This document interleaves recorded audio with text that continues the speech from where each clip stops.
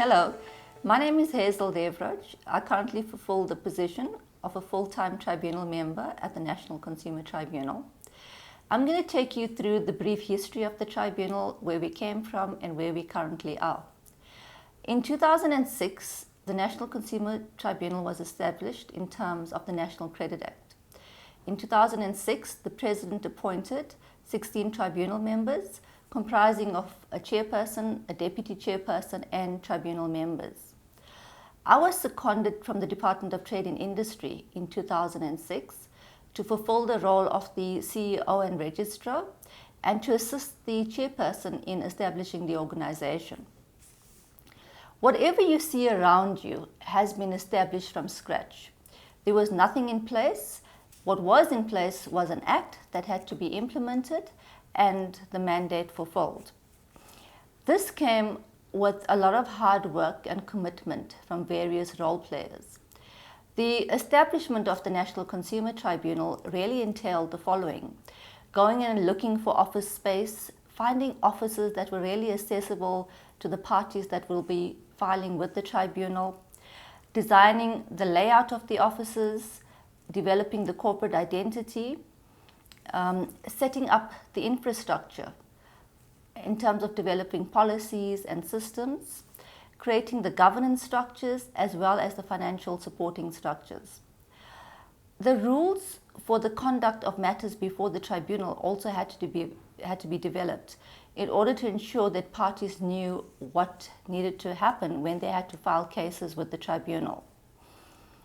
Stakeholder management was also a very integral part of what happened during the inception of the tribunal, and this really entailed liaising with stakeholders and developing a sense of commitment in terms of what did we want to deliver to our stakeholders at the tribunal.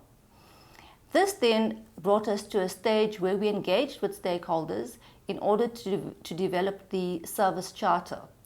The service charter was really a commitment and a way of providing certainty to parties that filed with the tribunal in terms of what standards they could expect in terms of service delivery.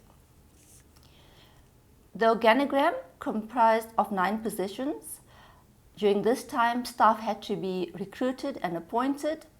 And because the establishment was so small, what we found is that when staff were appointed in their roles, they actually had multiple roles that they had to fulfill in their various positions.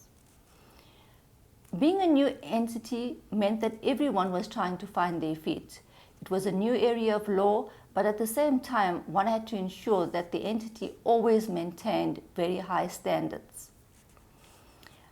The tribunal received its first cases in August of 2007, and that is when the rules of the tribunal were promulgated. And what we found was that in the first year, 2007 to 2008, the tribunal received 11 cases. In 2008 to 2009, we received 26 cases. 2009-2010, we received 488 cases. 10 years later, the tribunal received 35,533 cases. I mean, wow, that just shows you how the tribunal has grown and expanded in a period of 10 years. With the expansion of the caseload, the organogram also extended, and we found that new staff members had to be appointed. From inception, the tribunal has always been a high-performing organization, from the operations to the point of adjudication. There's always a sense of vibrancy and enthusiasm as members as well as staff try to ensure that they strive to give off their best. There's a high standard of performance, and most importantly, that everybody makes a difference in the economy by fulfilling the mandate of the organization. From inception to date, the journey with the tribunal has been challenging, exciting, and most definitely rewarding. Your decision to join the tribunal can only mean that you will take this organization to greater heights. So I wish you all the best in your new position and really welcome you to the tribunal.